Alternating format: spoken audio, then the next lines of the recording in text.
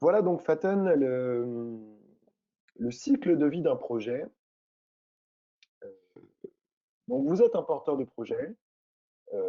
La première des choses est de regarder si donc voilà, vous êtes en Tunisie, vous avez pour projet de réduire la consommation d'énergie. Donc on n'est pas sur la production d'énergie, notamment d'électricité, donc qui fait partie des secteurs qui peuvent être concernés par une taxe. On est sur la consommation d'énergie. Et donc, ce qu'on va essayer de développer comme projet sur le territoire tunisien, c'est de déployer en fait des dispositifs d'efficacité énergétique dans, en fait, dans, je sais pas moi, dans l'habitation, dans des équipements de cuisson, etc. Donc, la première des choses, c'est de savoir s'il existe une méthodologie de calcul, qui est vraiment votre base. Alors, encore au-dessus de la méthodologie, vous avez le référentiel. Un référentiel qui vous donne le grand cadre, donc je vous montrerai l'exemple avec le label bas carbone français, le grand cadre de, de ces dispositifs de créditing. Ce référentiel existe, il vous faut la méthodologie. Si la méthodologie n'existe pas, il faut la développer. Donc ça, c'est le premier, je dirais le premier obstacle à la certification carbone, c'est que il faut que la méthodologie soit disponible pour pouvoir développer votre projet. Si elle n'existe pas, il faut la développer. Ça coûte un peu d'argent. Euh, la méthodologie existe. Il vous faut développer des premiers documents, des documents de projet, en fait, une documentation carbone, voilà, que sont la note de concept de projet, 5-6 pages, pas plus, et très vite, le PDD, donc Project Design Document, qui fait une cinquantaine de pages et qui, en fait, est une application de la méthodologie sectorielle à votre projet. Donc, dans ce PDD, vous décrivez le scénario de référence, vous démontrez l'additionnalité de votre projet, vous expliquez quels sont les co-bénéfices en termes d'amélioration des conditions de vie, en termes de développement durable, vous décrivez le calendrier en précisant le rythme de diffusion de la solution, vous livrez les calculs précis pour donner le volume de CO2 qui sera évité ou séquestré, etc. C'est le tableau de bord de votre projet. Et donc ce document, ce PDD, euh, il doit être validé. Donc là, vous avez un coût relatif à ces premières étapes qui est alors, la plupart du temps, vous devez passer par des experts carbone qui maîtrisent ces sujets-là. Euh, et un coût d'audit, enfin, de validation du PDD. Euh, on peut estimer que là, vous pouvez en avoir pour 50 000 euros. Ça va dépendre des projets, mais je dirais qu'entre 30 et 60 000 euros. Et donc, on voit bien que c'est le principal obstacle, c'est le financement de départ de la certification carbone. Votre projet est validé, vous commencez à diffuser les solutions, donc des équipements de cuisson, une meilleure isolation, des haies bocagères qui vont venir préserver et faciliter la sécurité alimentaire, etc., augmenter les rendements agricoles. Un an se passe et vous devez faire vérifier, auditer votre projet. Alors, dans la forêt, par exemple, cet audit, il n'intervient qu'au bout de 3 ans ou 5 ans. Le temps que les arbres poussent et que la biomasse soit relativement consistante. Donc, ça se fait tous les 3 ou 5 ans. Sur des projets liés à l'énergie, à la consommation d'énergie ou des choses comme ça, c'est un audit, il faut compter un audit à peu près chaque année, tout simplement parce que c'est l'audit qui qui va vous donner un rapport de vérification. Et ce rapport de vérification, vous allez le soumettre à un registre. Donc, les crédits carbone sont un produit Et donc, ils doivent être, au même titre que de l'argent, ils doivent être en compte, enregistrés, pour être ensuite transférés à d'autres acteurs qui voudraient les acheter, ou tout simplement annulés. C'est la toute dernière étape ici. On dit aussi mise à la retraite. On supprime le crédit carbone et dans ce cas-là, il y a réellement un acte de compensation, de contribution à la réduction des émissions. Donc vous délivrez des crédits carbone et une fois que vous avez vos crédits carbone, finalement, c'est l'autre. Moi, je dis souvent qu'il y a deux métiers hein, dans la certification carbone. Il y a générer des crédits, si, et vendre les crédits. Si vous ne vendez pas les crédits, vous n'avez pas l'argent. Si vous n'avez pas l'argent, vous ne, je dirais la finance carbone ne joue pas son rôle de, de cofinancement de votre projet. Donc le sujet ensuite, c'est de vendre les crédits carbone. La plupart du temps, le porteur de projet se débrouille pour vendre ses crédits. Donc il passe par des courtiers qui font simplement un rôle d'intermédiaire ou il passe par des opérateurs de compensation. Donc évidemment, il y a des transactions avec un sujet de marge d'intermédiation et de commission qui peut être plus ou moins scandaleux, je vous le dis comme je le pense.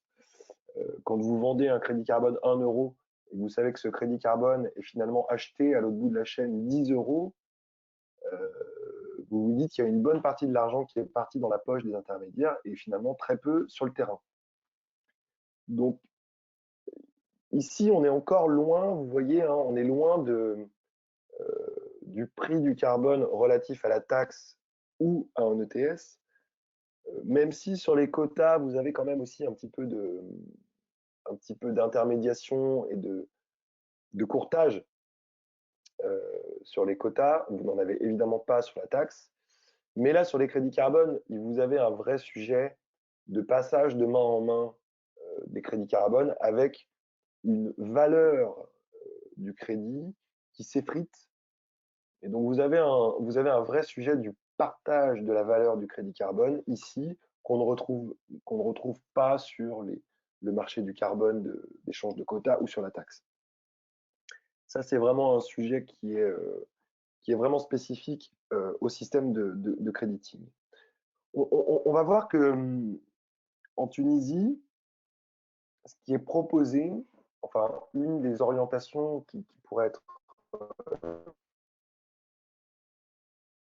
c'est une garantie d'achat des crédits carbone.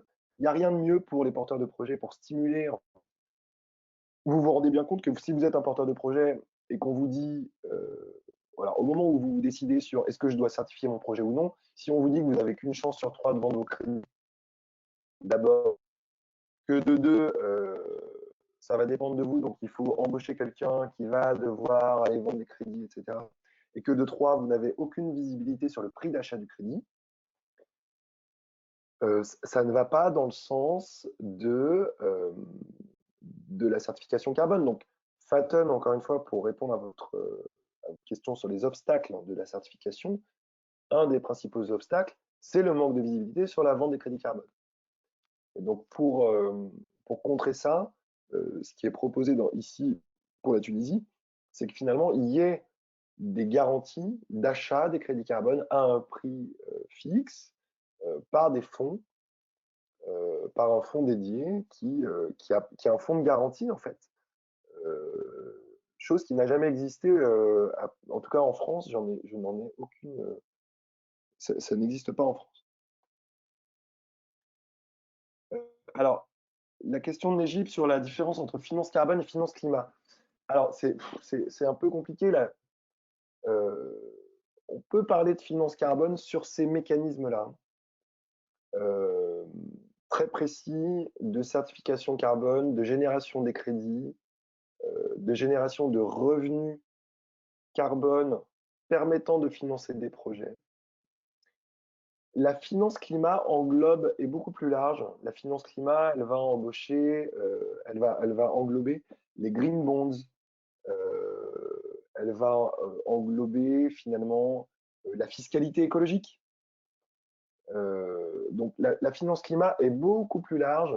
Elle va englober aussi l'adaptation au changement climatique, qui reste définitivement sous-représentée dans la finance climat. Je vous rappelle que c'est moins de 10% des financements qui vont vers l'adaptation au changement climatique.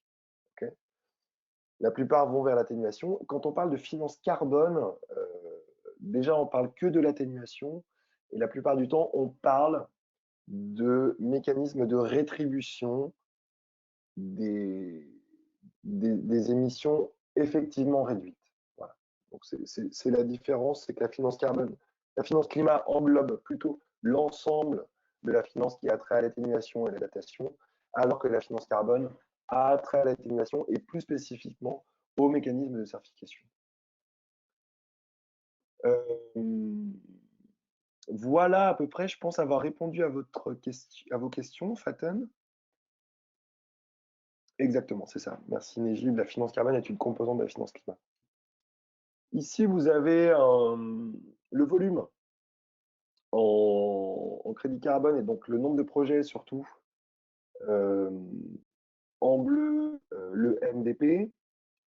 Vous voyez que la MOC en bleu ciel a vraiment été très peu utilisée. Ce qui explose là depuis 2 ans, c'est le VCS. D'accord, ici en bleu. Finalement, le gold standard est toujours resté, voilà, correspond à peu près à 10% des projets. Il n'y a pas d'explosion du gold standard non plus, tandis que le VCS accueille de plus en plus de projets. Donc là, on est bien sur la dimension volontaire, hein. Le bleu foncé, c'est Kyoto. Tout le reste, hormis cette bande bleu clair, c'est du volontaire. D'accord, donc on est bien sur du VCS, du gold standard, etc. Et puis, on a d'autres types de projets. On a même eu des projets qui ont vu le jour, qui se sont éteints en Chine. On a également, et on va le voir aussi, des cadres de certification carbone locaux, nationaux. On va y arriver. Un point sur la typologie des projets. Donc, si les mécanismes Kyoto ont limité le recours aux puits de carbone, et notamment d'afforestation et de reforestation, les labels volontaires, eux, ont laissé la porte ouverte à ce type de projet-là, et c'est pour ça qu'on voit que la forêt fait partie des la première typologie sur des projets certifiés, ainsi que les énergies renouvelables plus faciles à développer. Voilà, une série de photos sur des projets, des types de projets. Vous avez ici un projet de foyer amélioré, donc de foyer de cuisson, des cuiseurs au Cambodge. Ici, vous avez un méthaniseur, un digesteur à biogaz domestique, donc qui la plupart du temps permet à 2 ou 3 maisons, 2 ou 3 foyers d'accéder donc soit à de la lumière, voilà, donc avec un générateur, de faire tourner un générateur pour avoir de l'électricité, soit de remplacer le gaz fossile dans des cuisinières. Bon, ça c'est en Chine, mais du biogaz, vous pouvez en avoir un peu partout. Ça c'est la mangrove qu'on retrouve donc évidemment principalement dans les pays du Sud, Indonésie, Cameroun, vous avez des beaux projets au Sénégal, à Madagascar évidemment, où ça se dégrade beaucoup. Donc là, vous avez des vrais sujets d'atténuation, parce que la mangrove capte 8 fois plus que la forêt, mais aussi, je vous l'ai déjà dit, il me semble hier, un projet d'adaptation au changement climatique, puisque la mangrove permet de préserver l'érosion des côtes, et puis est vraiment un brise-lames quand on a des tempêtes, puis les ressources halieutiques. Enfin voilà, c'est vraiment un bénéfice multiple. Ça, c'est une photo de Kaboul. Donc, c'est un projet du GRS dont je vous ai un peu parlé tout à l'heure. Donc, le projet du GRS était de mettre des vérandas.